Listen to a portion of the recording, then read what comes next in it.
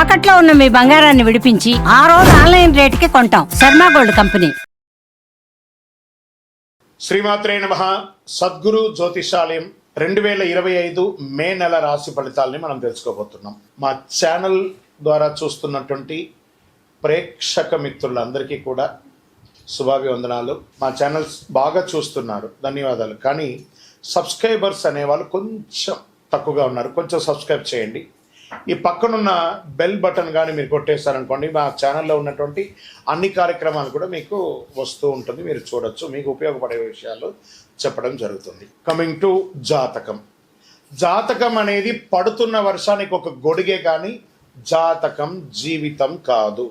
మేము చెప్పే ఈ రాశి ఫలితాలు గోచార గ్రహస్థితులను దృష్టిలో పెట్టుకొని చెప్తున్నాం.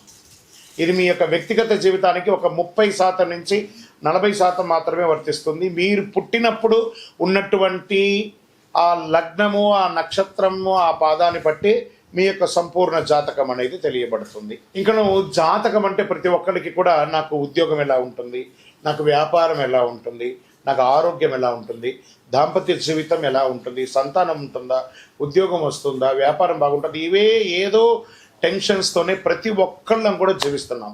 దానికి ఉపశమనంగా ఈ మాస ఫలితాలని ప్రతి మాసంలో కొన్ని గ్రహాలు మారుతూ ఉంటాయి కాబట్టి ఆ గ్రహాల యొక్క గమనాన్ని దృష్టిలో పెట్టుకొని అన్ని వర్గాల వారిని దృష్టిలో పెట్టుకొని ప్రిడిక్ట్ చేయబడింది ఈ మాస ఫలితాలు.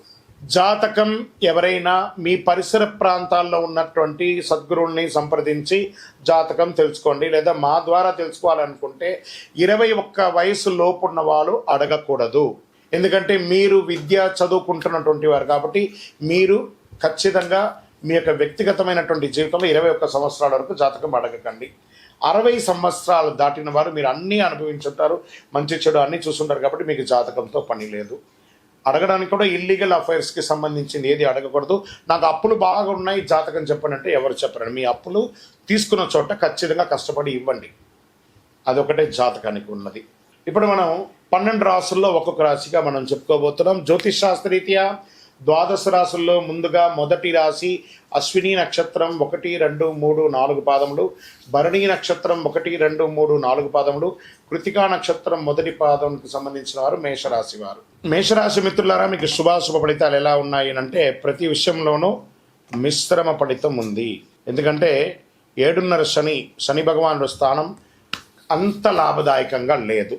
సూర్య భగవానుడు అనుకూలం వల్ల సానుకూల ప్రభావాలు. సూర్యుడి నెల మొదటి అర్ధభాగంలో ఉత్కృష్టంగా ఉంటాడు. బృహస్పతి సంచారం అనుకూలం.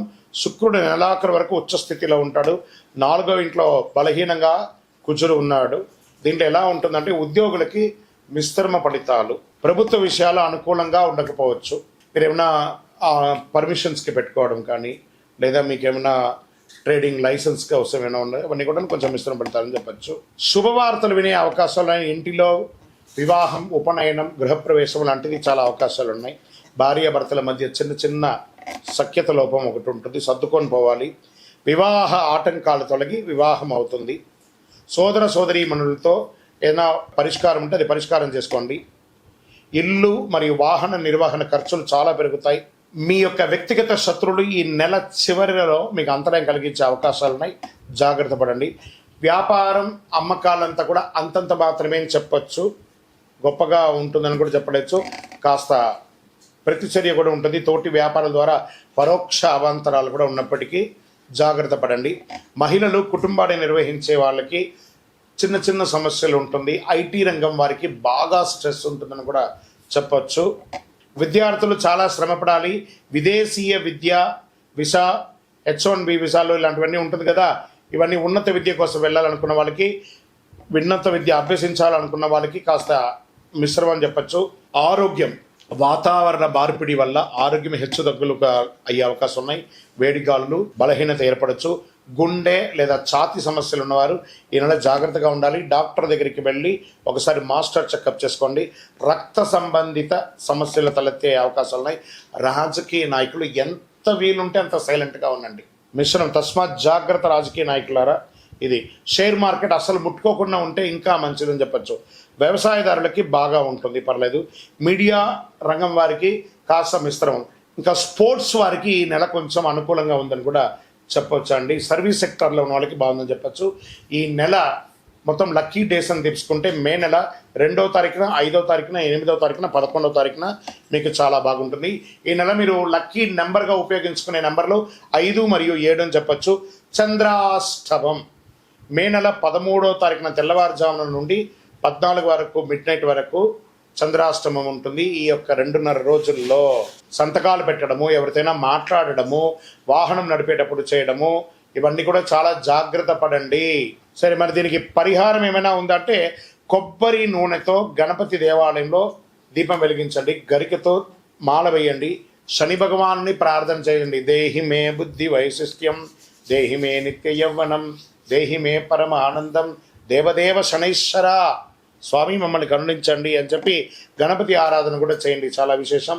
చలివేంద్రాలు ఏర్పాటు చేయండి. ఒక నల్లని చెప్పు కానీ, ఒక గొడుగు కానీ పేదవాళ్ళకి దానం ఇవ్వండి. అందులో మీకు 7.5 శని ఉంది కాబట్టి ఇంకనూ మీకు సకల దోషాలు తొలగడానికి 7.5 శని యొక్క శని భగవానికి ప్రీతి అయినటువంటిది చంద్రకర్ర. చంద్రనే కరుంగాళి అంటారు. ఈ కరుంగాళి మాలను ధరించండి. సంపూర్ణమైనటువంటి ఆరోగ్యం, ఐశ్వర్యం, గ్రహదోషం అన్నీ కూడా తొలగి ఆనందంగా ఉంటారు. ఇంకనూ దోషాలు తొలగడానికి మీ వయస్సు ఎంత ఉందో అన్ని దీపాలను దేవాలయాల్లో వెలిగించి అనుగ్రహం పొందండి. మీ ఇష్టదైవం కులదైవ ప్రార్థన చేయండి. విజయోస్తు.